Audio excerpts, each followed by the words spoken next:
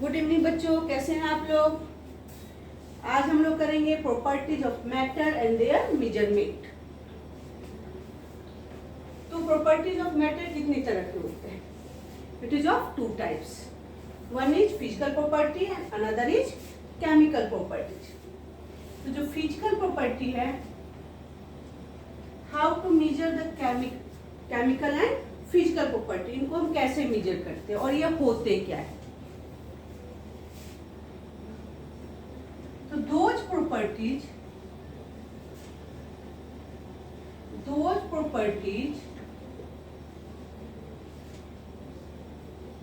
to observe or measure, जिसको measure या observe करने के लिए we have to not change its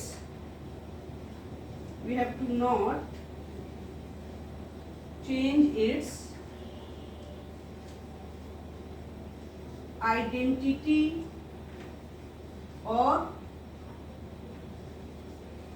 composition। ऐसी प्रॉपर्टी जिसको मेजर करने के लिए या फिर आपको ऑब्जर्व करने के लिए हमें क्या नहीं करना पड़े, उसकी आइडेंटिटी या फिर उसके कंपोजिशन को चेंज नहीं करना पड़ेगा। गेटिंग फॉर एग्जाम्पल, आप देखिए कि जैसे मुझे ये ब्लैक बोर्ड है, इस ब्लैक बोर्ड के कलर के बारे में जानना है, तो हमें दिख रहा है कि ब्लैक बोर्ड का कलर क्या है, व्हाइट है। तो इस कलर को जानने के लिए मुझे इसकी आइडेंटिटी को चेंज नहीं करना पड़ा। So this colour is physical property. से मुझे इसके ब्लैक बोर्ड के मास के बारे में जानना है, इसकी डेंसिटी के बारे में जानना है, इसके स्मेल के बारे में जानना है। तो स्मेल है, मास है, डेंसिटी है, वॉल्यूम है। अब इन सभी को जानने के लिए मुझे इसकी आइडेंटिटी को चेंज नहीं करना होगा। And that's why this all are क्या है, फिजिकल प्रॉपर्टी। तो फिजिकल प्रॉपर्टी क्या होगी बच्चों, जिससे मेजर करने के लिए हमें उस सबस्टेंस की आइडेंटिटी को चेंज नहीं करना पड़े।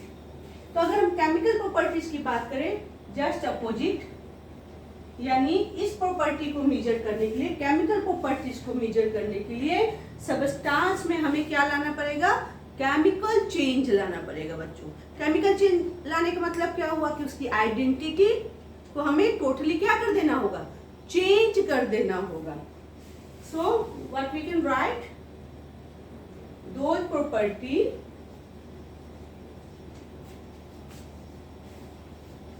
properties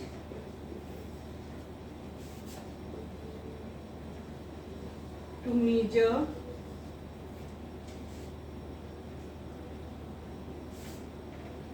we have to bring chemical change। क्या लाना पड़े बच्चों हमें, केमिकल चेंज।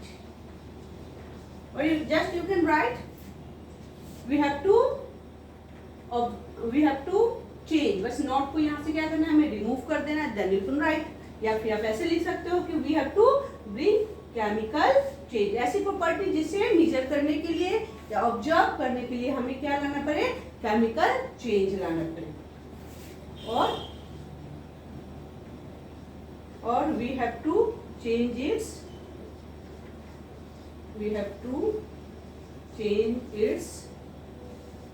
आइडेंटिटी और कंपोजिशन। तो जैसे आपको अच्छा लगे बच्चों, आप उस तरह से लिख सकते हैं। तो इसके एग्जांपल्स क्या होंगे, what will be it's example. जैसे हमें बर्निंग देखना है कि क्या ये ब्लैक बोर्ड बर्न हो जाएगा। अब इसे बर्न कर दूं तो क्या होगा, इसकी आइडेंटिटी ये किसी और फॉर्म में कन्वर्ट हो जाएगा और तब इसकी आइडेंटिटी टोटली क्या हो जाएगी, लॉस हो जाएगी।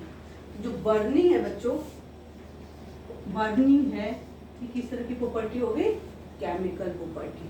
मुझे इसके एसिडिक नेचर के बारे में जानना है, मुझे एसिडिक एंड एसिडिटी लिख सकते, एसिडिक एंड बेसिक नेचर का जो है आपका किसी भी सब्सटेंस का, वो भी क्या है एक तरह का केमिकल प्रॉपर्टी। यानी मुझे जानना है कि क्या ये एसिडिक या बेसिक नेचर शो करता है, तो मुझे इसको रिएक्ट कराना पड़ेगा बच्चों, एसिड या बेस से।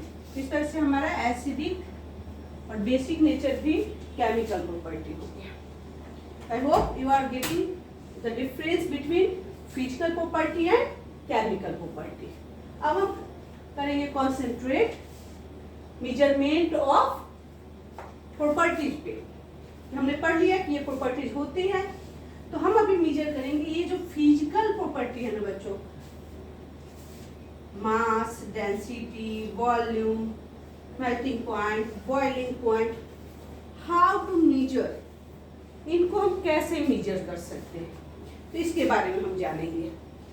दैट इज सेकेंड पार्ट होगा हमारा मेजरमेंट ऑफ फिजिकल प्रॉपर्टी। तो फिजिकल प्रॉपर्टीज को मेजर करने के लिए हमारे पास टू मेथड्स हैं बच्चों। One is matric system and another is English system. तो हम जो पढ़ते हैं जनरली हमें पढ़ना है, वो हमें पढ़ना है मैट्रिक सिस्टम के बारे में, मैट्रिक सिस्टम ऑफ मेजरमेंट के बारे में। और ये जो मैट्रिक सिस्टम ऑफ मेजरमेंट है ये एस्टेब्लिश हुआ था 1960 में। और ये क्या करता है, ये किस सिस्टम का यूज करता है फर्दर, तो जो मैट्रिक सिस्टम है उसमें हम यूज करते हैं the international system of units. Matric system में हम जो यूज करते हैं वो क्या है, the international system of unit, that is called SI units. तो आपने नाम सुना होगा कि हम जो भी मेजरमेंट्स करते हैं साइंटिफिक कैलकुलेशंस पे स्पेशली, वो हम यूज करते हैं एसआई यूनिट्स यूज करते हैं। ऐसा क्यों, तो देखिए बच्चों कि सभी देश के साइंटिस्ट अगर अपने अपने लैंग्वेज में कोई कैलकुलेशंस करे तो उसको समझना क्या हो जाएगा, मुश्किल हो जाएगा। जैसे हमें इंटरनेशनल लैंग्वेज इंग्लिश का यूज करते हैं अगर हम कॉमन बात करें तो, जिससे कि सभी समझ पाए, वैसे ही अगर हम एसआई यूनिट्स में कोई मेजरमेंट करें, जो कि पूरे वर्ल्ड के साइंटिस्ट एसआई यूनिट्स में ही मेजरमेंट करते हैं, तो उनको एक दूसरे को समझना क्या हो जाता है, आसान हो जाता है। तो ये जो इंटरनेशनल सिस्टम ऑफ यूनिट्स है, it is a standard unit, और पूरे वर्ल्ड के साइंटिस्ट सिर्फ इसी यूनिट्स में कैलकुलेशंस करते हैं। तो हम जानते हैं एसआई यूनिट्स को डिटेल में। अब जो ये एसआई यूनिट्स है बच्चे, ये 7 बेसिक यूनिट्स का यूज करता है कैलकुलेशंस के लिए। उन 7 बेसिक यूनिट्स की नॉलेज होने पर बाकी के फिजिकल क्वांटिटीज के यूनिट्स हम खुद क्या कर सकते हैं, निकाल सकते हैं। तो पहले हम जानते हैं कि एसआई यूनिट्स में 7 बेसिक यूनिट्स क्या हैं। हम जानेंगे 7 बेसिक यूनिट्स के बारे में। जो 7 बेसिक यूनिट्स हैं ये एसआई है ना, इनके बारे में जानते हैं कौन कौन से हैं। तो first one is mass.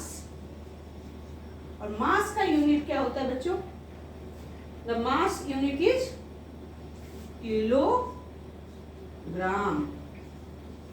Kilogram, इसको हम शॉर्ट फॉर्म में क्या लिखते हैं, KG. Second one is length. और लेंथ का यूनिट ऐसा यूनिट क्या है, मीटर। शॉर्ट फॉर्म में हम मीटर को क्या लिखेंगे, M. Third one is time. और टाइम का ऐसा यूनिट क्या है, सेकेंड। सेकेंड को शॉर्ट फॉर्म में क्या लिखेंगे, S. Fourth one is temperature. और टेम्परेचर का ऐसा यूनिट क्या है बच्चों, yes you know, it is kelvin. Temperature का ऐसा यूनिट क्या है, केल्विन। इसे हम शॉर्ट फॉर्म में लिखते हैं K. Then 5th one is current. जो करंट है उसका यूनिट क्या है, एम्पियर। एम्पियर को शॉर्ट फॉर्म में हम ए लिखते हैं। 6th one is amount of substance. Amount of substance जिसका यूनिट क्या है बच्चों, मोल का यूनिट है मोल, और शॉर्ट फॉर्म में हम मोल को MOL मोल लिखते हैं, जबकि लॉन्ग फॉर्म में MOLE मोल लिखते हैं, और शॉर्ट फॉर्म में बस E को हमें क्या कर देना है, ड्रॉप कर देना है, बच गया मोल। तो अमाउंट ऑफ सबस्टेंस का यूनिट क्या है, मोल। और जो हमारा 7th यूनिट है दैट इज ल्यूमिनस इंटेंसिटी, बहुत ही कम यूज होता है, जनरली फिजिक्स में यूज होगा, केमिस्ट्री में बहुत ही कम यूज होता है, फिर भी चलिए जान लेते हैं। ल्यूमिनस इंटेंसिटी जिसका यूनिट है बच्चों कैंडेला। ये जो हमारे पास 7 बेसिक यूनिट्स आ गए, ये आपको बच्चों अच्छे से क्या कर लेना है, याद कर लेना है, क्योंकि इन्हीं 7 बेसिक यूनिट्स का यूज करके बाकी के जो फिजिकल क्वांटिटी हैं उनके यूनिट्स हम क्या कर सकते हैं, फाइंड आउट कर सकते हैं। फॉर एग्जाम्पल आप देखिए, हमें वॉल्यूम, एरिया, जैसे मुझे वॉल्यूम का यूनिट पता करना है,